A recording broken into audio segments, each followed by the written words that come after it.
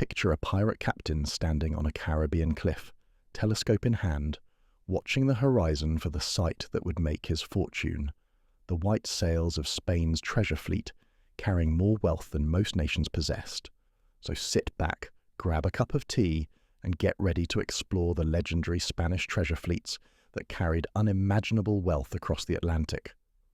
We'll discover why these heavily guarded convoys became the ultimate prize every pirate dreamed of capturing, examine how nature, timing, and Spanish organization made these fleets nearly impossible to attack, and learn what maritime economics, naval warfare, and the cat-and-mouse game between pirates and the greatest treasure convoys in history reveals about ambition, risk, and the forces that shape the modern world. The year is 1715, and in the pre-dawn darkness off the Florida coast, 11 Spanish ships struggle against mountainous waves and screaming winds. This is the combined treasure fleet, carrying the accumulated wealth of the Americas: silver from Potosi, gold from Colombia, pearls from Venezuela, and exotic goods from across the Spanish Empire. The ships carry over 14 million pesos in registered treasure alone, with perhaps twice that in contraband.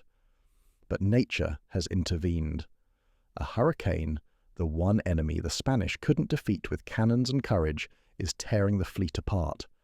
By morning, all 11 ships will be wrecked along the Florida coast, spilling treasure across the ocean floor that treasure hunters still seek today.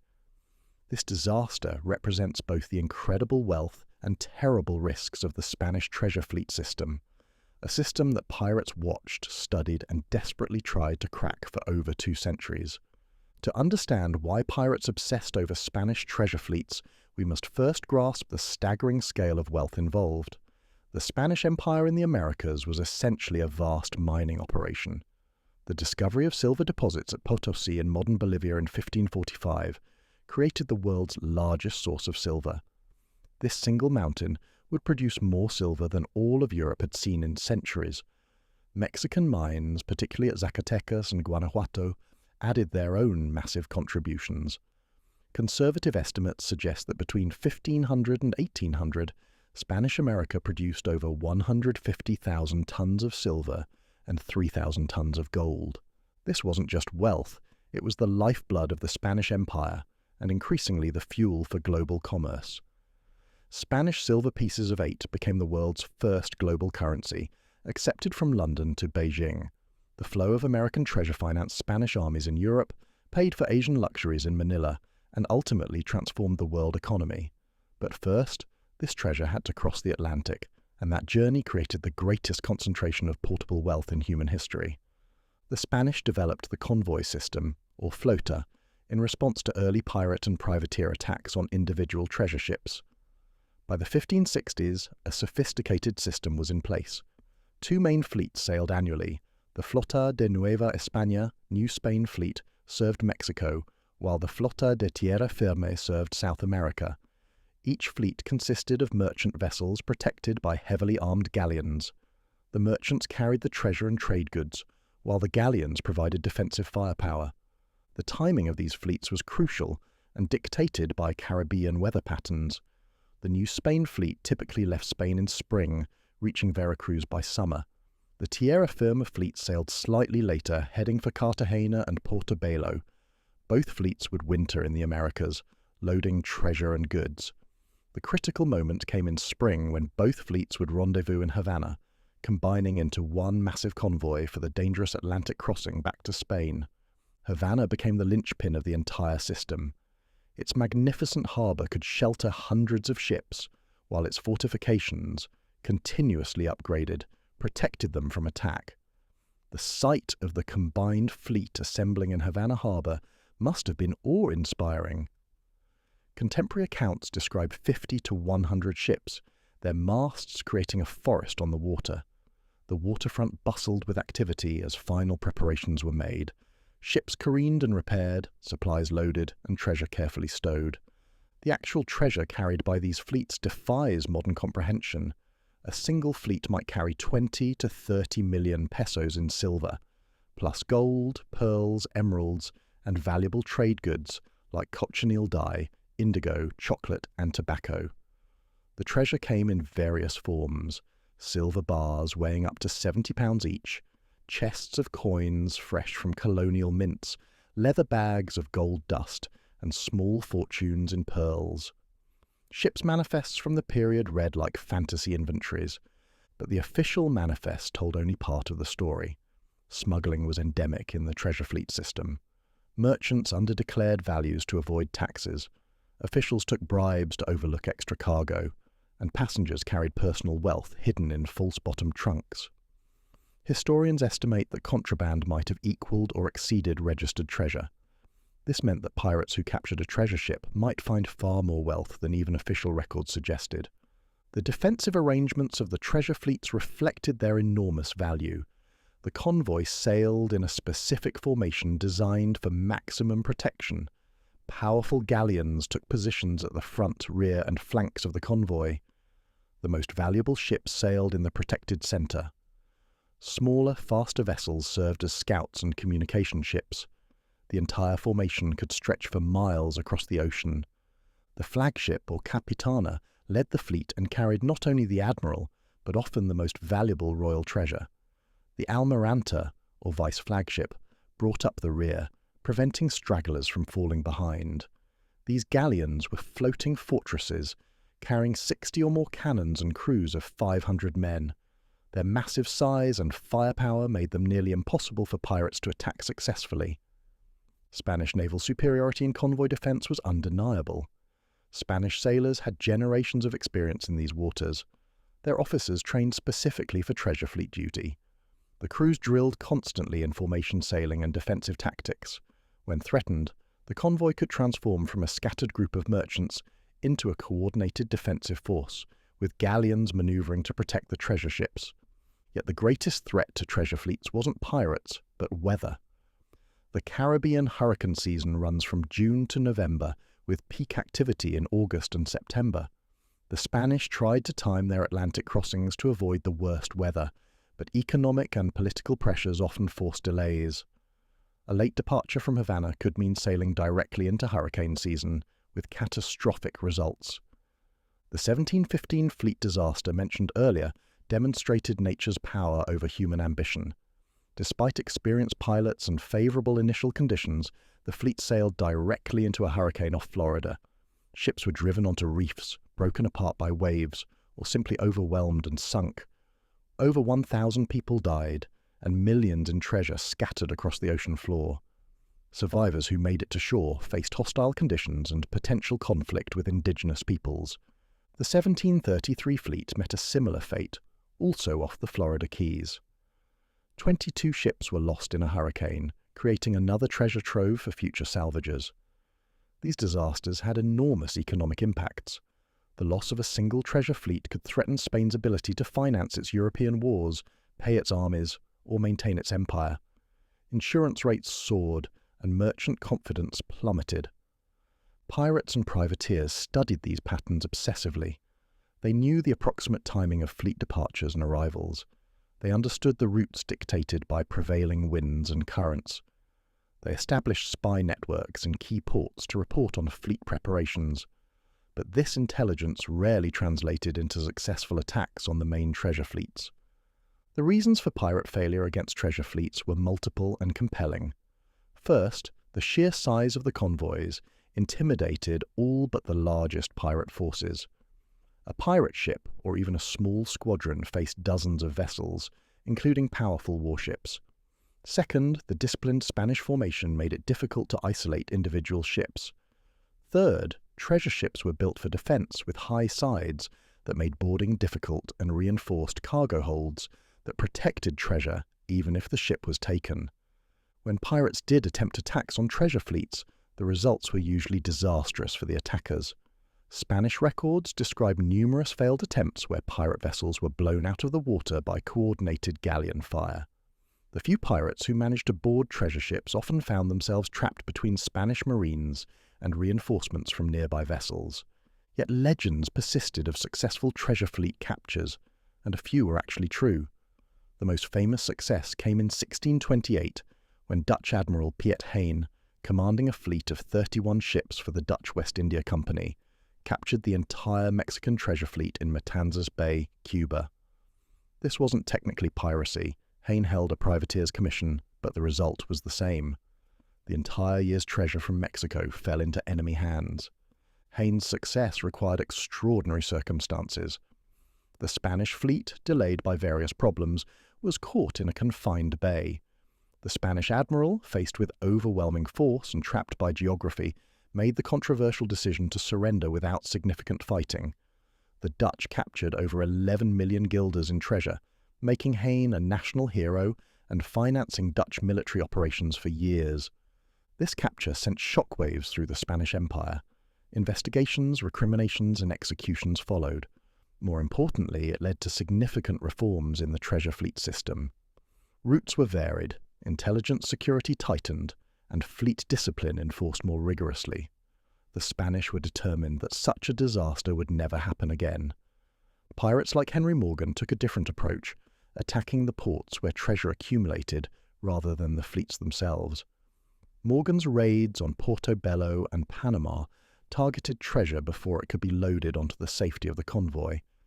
This strategy acknowledged the near impossibility of taking a treasure fleet at sea while still pursuing Spanish wealth. Francis Drake, operating as an English privateer in the previous century, had similar ideas.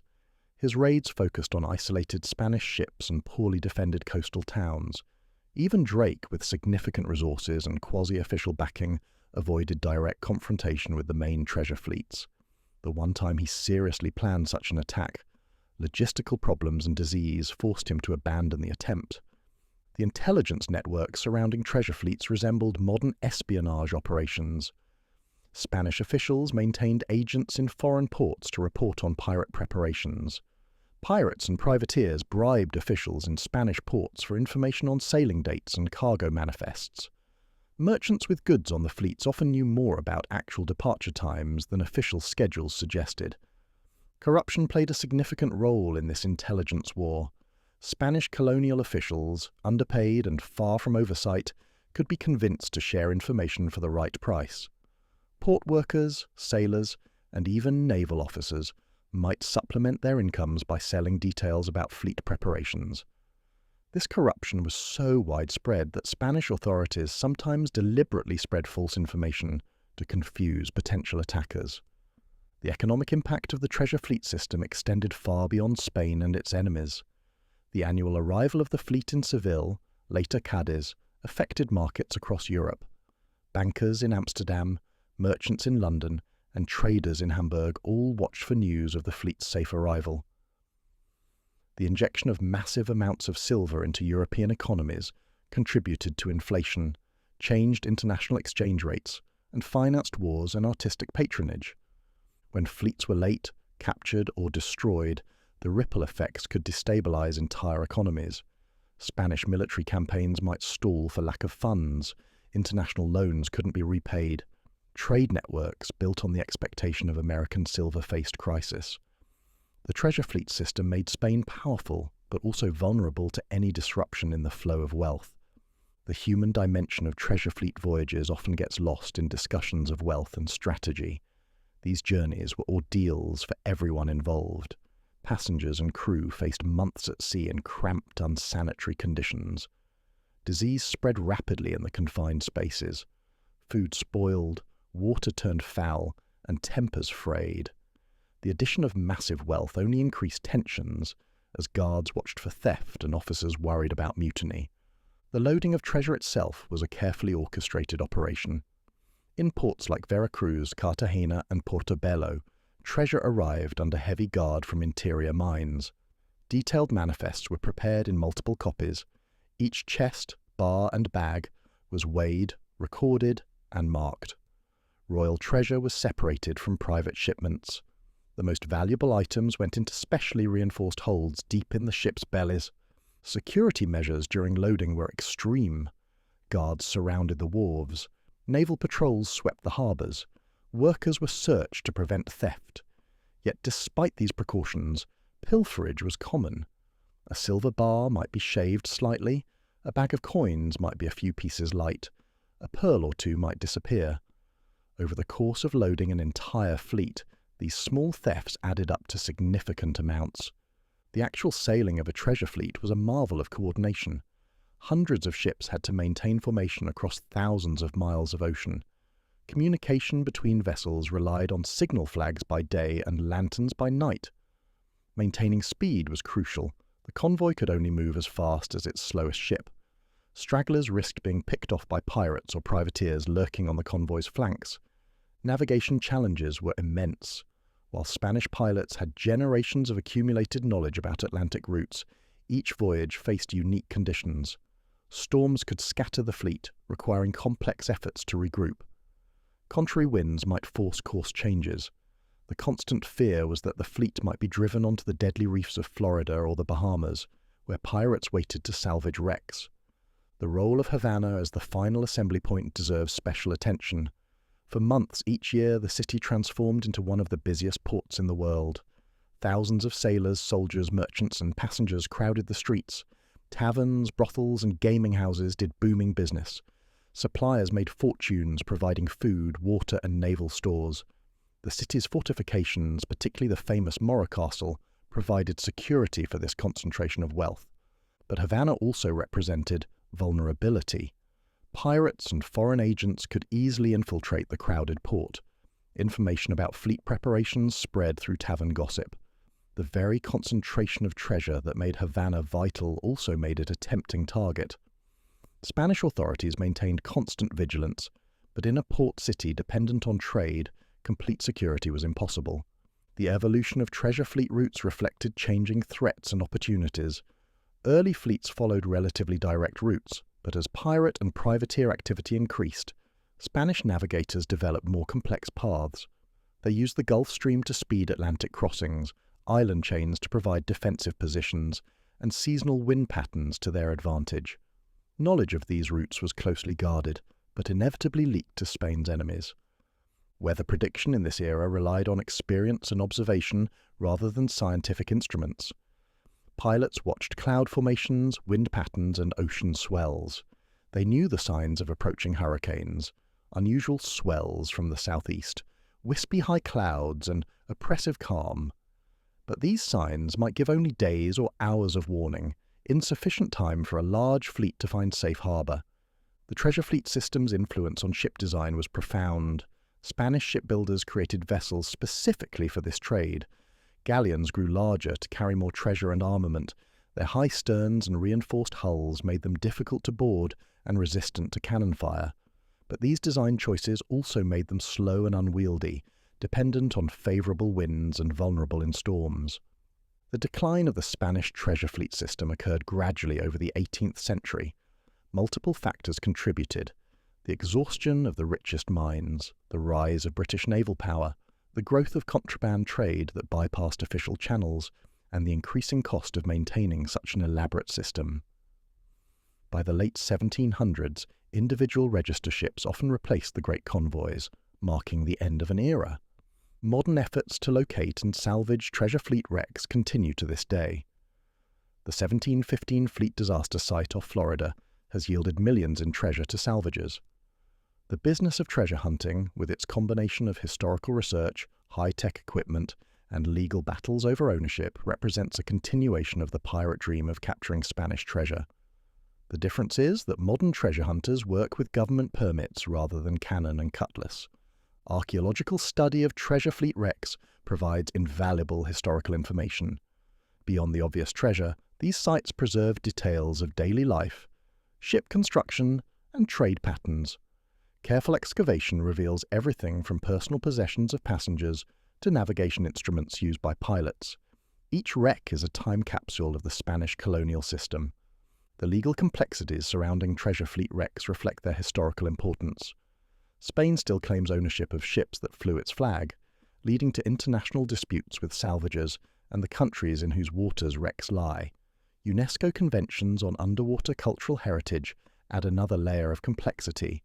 The treasure that pirates once sought to steal now generates legal battles as fierce as any naval engagement. The mythology of Spanish treasure fleets continues to capture popular imagination. Films, novels, and documentaries perpetuate images of galleons loaded with gold, pursued by dashing pirates. The reality of systematic exploitation, careful organization, and rare successful attacks is less romantic, but more revealing of how empires actually functioned and how those who opposed them rarely succeeded. Economic historians study the treasure fleet system as an early example of globalization. The flow of American silver to Europe and from there to Asia created the first truly global economy. Spanish pieces of 8 found in archaeological sites from England to China testify to this monetary circulation. The treasure fleets were the arteries of this system, pumping wealth around the world. The environmental impact of the treasure fleet system, while less obvious than its economic effects, was still significant. The shipbuilding demands deforested large areas of Spain and the Americas. Mining operations poisoned rivers and destroyed landscapes. The human cost in indigenous and enslaved labor was catastrophic. The glittering treasure came with a price paid in environmental destruction and human suffering. Technological innovations driven by the treasure fleet system included advances in navigation, cartography, and ship design. The need to coordinate large fleets across vast distances pushed developments in communication and logistics. Spanish innovations in these areas influenced maritime practice worldwide. Even pirates benefited from Spanish advances in navigation and ship handling. The cultural exchange facilitated by treasure fleets went beyond mere wealth transfer. These ships carried ideas, technologies, plants, animals, and people between continents. The Spanish Empire's cultural hybridization, for all its oppressive aspects, created new art forms, cuisines, and ways of life. The treasure fleets were vehicles of cultural transformation as much as economic exploitation. Modern Spain's relationship with its treasure fleet heritage is complex. Museums in Seville and Madrid display recovered treasures and fleet artifacts. The Archive of the Indies holds thousands of documents detailing fleet operations. But there's also recognition of the exploitation and suffering that the treasure represented. The romance of the treasure fleets coexists uneasily with awareness of their true cost. The pirate perspective on treasure fleets reveals the attraction of impossible dreams. For every Piet Hein who succeeded, thousands of pirates failed, dying in futile attacks or spending lives chasing rumors of vulnerable fleets. The treasure fleets represented ultimate wealth, but also ultimate frustration for those who sought to seize it. They embodied both opportunity and impossibility. As we conclude this exploration of Spanish treasure fleets, it's worth reflecting on what they represent beyond mere wealth. These convoys were the economic foundation of the first global empire, the target of history's most ambitious pirates, and the victims of nature's uncontrollable fury. They demonstrate how wealth, power, and vulnerability intertwined in the age of sail. The pirates who dreamed of capturing treasure fleets were pursuing more than gold and silver. They sought to strike at the heart of Spanish power, to claim in hours what empire had accumulated over years. That so few succeeded speaks to the effectiveness of Spanish organization and the difficulty of intercepting well-defended wealth. The treasure fleets sailed on year after year, mostly reaching their destinations safely despite all threats. Yet the image persists of pirates watching from hidden coves as treasure fleets passed, calculating odds, dreaming of impossible wealth. This image captures something essential about human ambition, the willingness to risk everything for a prize that might transform life completely. The Spanish treasure fleets represented such a prize, sailing tantalizing close but remaining mostly beyond reach. The legacy of the treasure fleet system extends far beyond the pirates who failed to capture it. The wealth of the Americas, systematically extracted and shipped to Europe, financed the transformation of the world economy. The pieces of 8 that pirates coveted became the first global currency. The routes that treasure fleets followed became highways of international commerce. The ports they used became centers of global trade. In the end, the Spanish treasure fleets remind us that wealth and power are always vulnerable to those bold enough to challenge them, even when such challenges rarely succeed. Pirates might have failed to capture many treasure fleets, but their attempts forced Spain to spend enormous resources on defense, contributing to the eventual decline of Spanish power. The dream of seizing treasure fleets might have been mostly fantasy, but it was a fantasy that shaped history. Today, when we see museum displays of Spanish colonial treasure, or read about treasure hunters finding scattered pieces of 8 on Florida beaches, we're seeing remnants of one of history's greatest transfers of wealth. The pirates who dreamed of capturing this wealth may have mostly failed, but their ambition, courage, and occasional success remind us that established power is never as secure as it seems. The Spanish treasure fleets sailed into history carrying not just gold and silver, but dreams of those who watched them pass. Dreams that echoed long after the last galleon reached port.